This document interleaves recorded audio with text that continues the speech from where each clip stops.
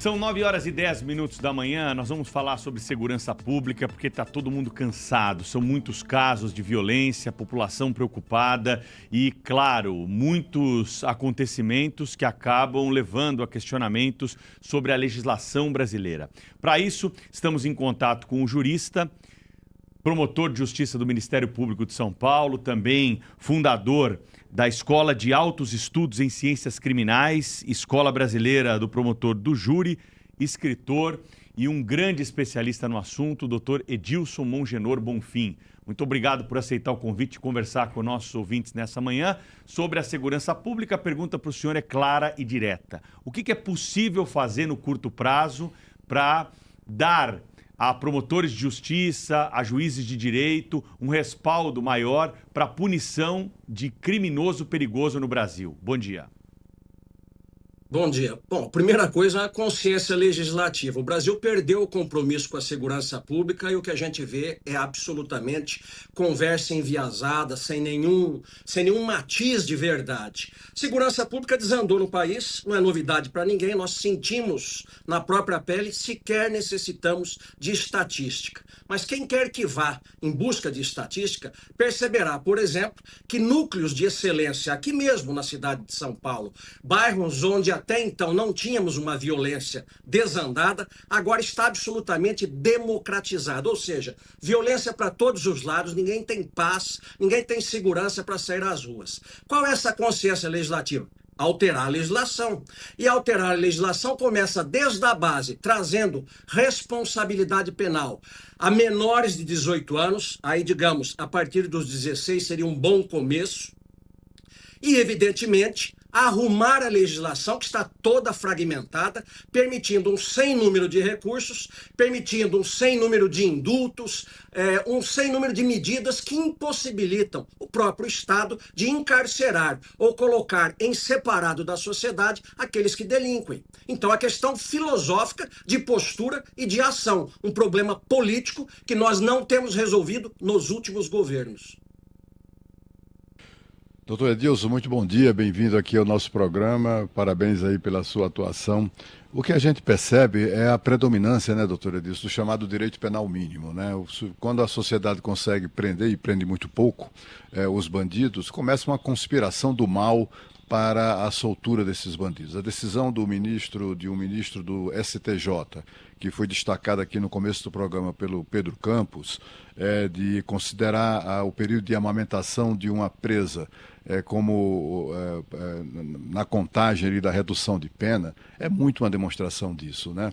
Há uma conspiração generalizada, mas sobretudo no Ministério Público, a própria audiência de custódia, a sofisticação dessa impunidade que a gente vê aqui no nosso país, não é? Para além, é claro, das lacunas legislativas, mas é sobretudo uma decisão do magistrado. O magistrado tem tomado a decisão, em média, em geral, no sentido de favorecer o criminoso, né, de todas as formas. E as autoridades do Poder Executivo, como age, a gente está vendo aí a questão do ministro da Justiça, né, e valha-nos Deus, segurança pública. A única coisa relevante que ele apresentou é um projeto para melhorar a vida dos que estão presos. Enquanto os que estão soltos são cada vez mais presos em suas casas, porque não conseguem circular livremente aqui na nossa cidade. Como fazer para reverter isso, doutor Edilson? Como a sociedade deve fazer para se proteger de bandido? Porque o Estado não parece interessado muito em fazer isso. Claudio Humberto, eu agradeço as suas colocações, que em si já trazem uma boa resposta. Primeira questão: direito penal mínimo. Esta é daquelas expressões, como eu digo, luva de maquinista. Cabe todo o tamanho de mão dentro dela. O que é o direito penal mínimo?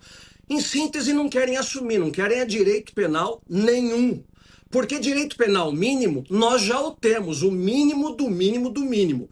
É quase que impossível identificar um crime, a maior parte dos crimes não são identificados, é quase que impossível, diante do devido processo legal, quando a lei coloca um sem número de recursos e de obstáculos à prestação jurisdicional, é quase impossível dar esta prestação jurisdicional. É necessário um tour de force, um conglomerado de força dos operadores do direito penal do do Estado para que se consiga dar alguma prestação jurisdicional. Portanto, o direito penal mínimo é simplesmente uma armadilha retórica. Criaram a expressão para dizer que, em vez de dizerem que não querem que se aplique o direito penal aos delinquentes, usam a expressão direito penal mínimo.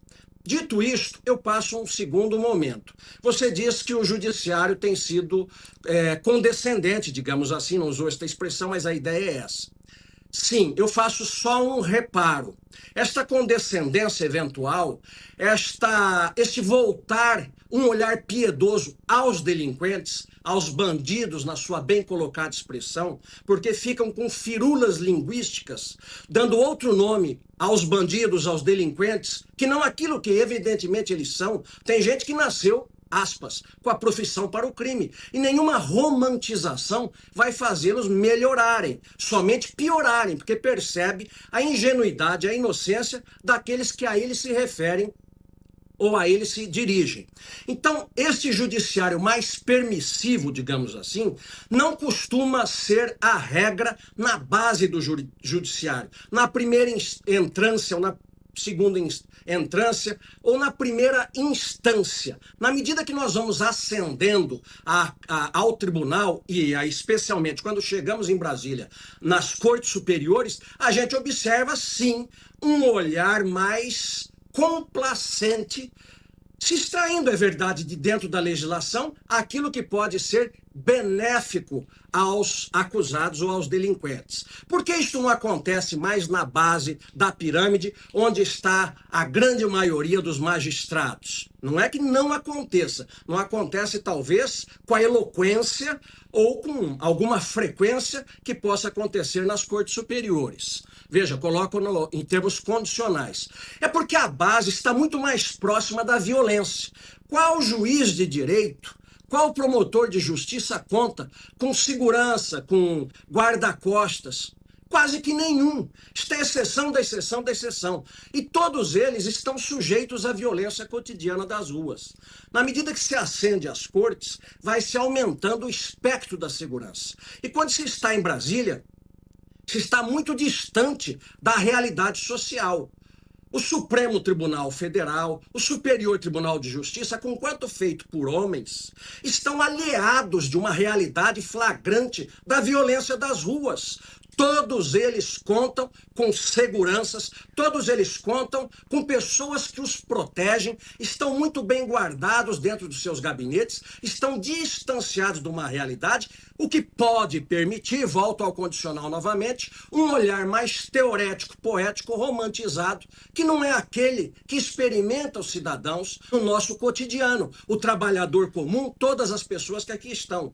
Então isto mostra uma certa discrepância, na medida que se ascende na carreira do judiciário ou que se vai para estes cargos escolhidos, sobretudo por indicação política, como o próprio Supremo, a distância para a realidade é imensa. Como fazer? Na história, nós já o sabemos. Tudo tem um apogeu e um perigeu, uma subida e uma queda. Ou seja, nós estamos chegando a um momento que aquele velho chavão que a sociedade já não suporta mais, a violência que está chegando no seu ápice.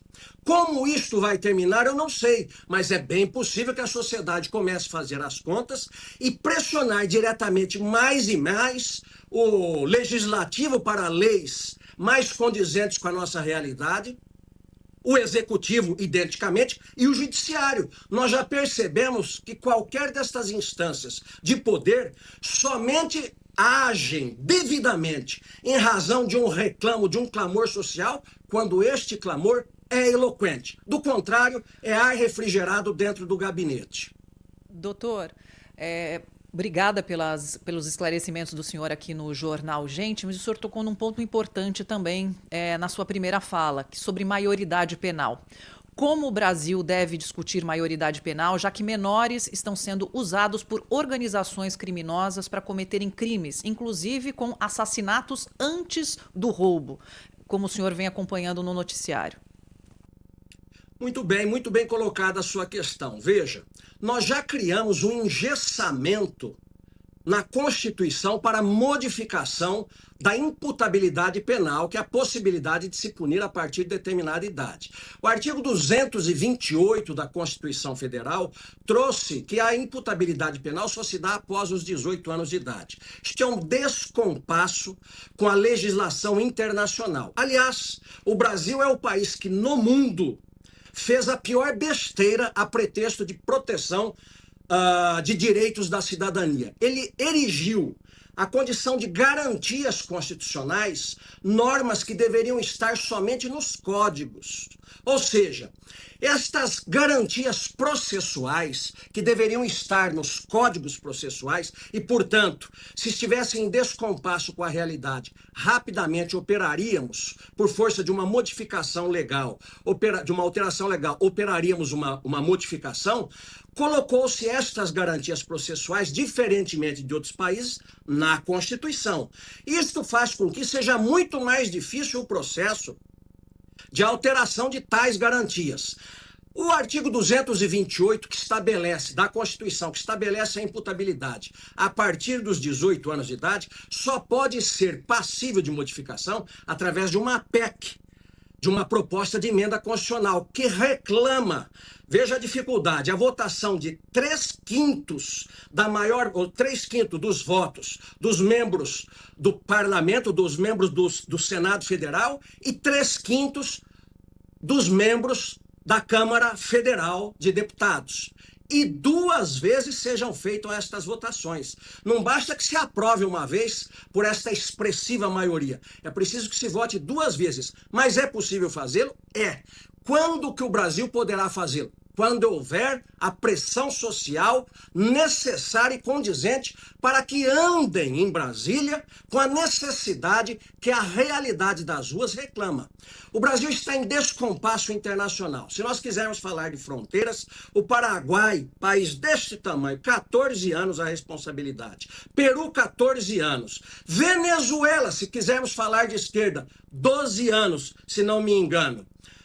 Colômbia, 14 anos. A Argentina é mais bondosa, 16 anos. Se nós quisermos falar das maiores nações, dos países mais desenvolvidos do mundo, as 10 maiores economias onde o Brasil se insere, nós teremos Japão, 14 anos, nós teremos Inglaterra, Estados Unidos, permitindo-se a punição, na Inglaterra a partir dos 10 anos, França a partir dos 13, Alemanha a partir dos 14, nenhum dos 10 países, Índia com idade mais tenra, Canadá a partir dos 14, nenhum dos 10 países mais desenvolvidos do mundo, à exceção do Brasil, portanto, nenhum dos 9, Itália, 14 anos, nenhum destes países se pune a partir dos 18. Mas o Brasil tem um desarranjo funcional imenso. O que significa isto? Ele permite que seja jurado, ou seja, que seja um juiz constitucional de uma causa que vai julgar até homicidas aos 18 anos de idade. Mas não permite que a punição ocorra antes, aos 16, quando a própria neurociência diz que eles já têm plena capacidade de entender o que fazem e compreende numa época de informação instantânea, numa época de amadurecimento precoce. No Brasil, nós criamos uma imaturidade artificial, em descompasso com a biologia. E, em vez de educarmos a sociedade pelas vias da responsabilização, dizendo aos jovens de 16 anos de idade, olha, você tem dignidade até para votar se quiser, você tem dignidade para tudo e você tem um dever também, que é um outro sintoma da dignidade, que é você pode ser punido por aquilo que você faça incorretamente frente à lei. Mas no Brasil não. Você dá uma bandeja, um balde de direitos, mas não cobra responsabilidade.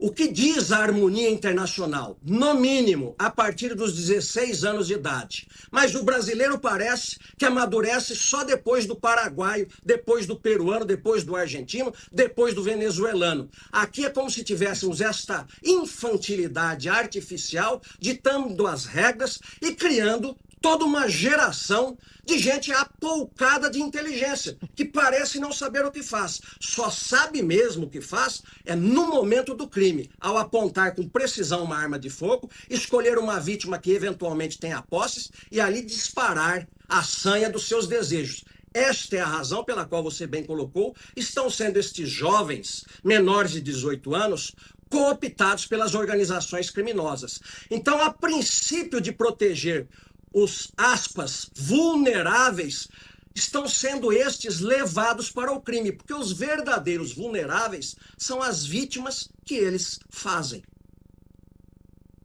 Doutor Edilson, muito obrigado por conversar conosco aqui sobre questões da nossa legislação. Tenho certeza que trouxe aí ponderações muito importantes para o tema que a Rádio Bandeirantes tem acompanhado de perto diante dessa escalada aí de violência e casos que têm sido noticiados em São Paulo e também no restante do país. Bom fim de semana para o senhor, até uma próxima oportunidade por aqui.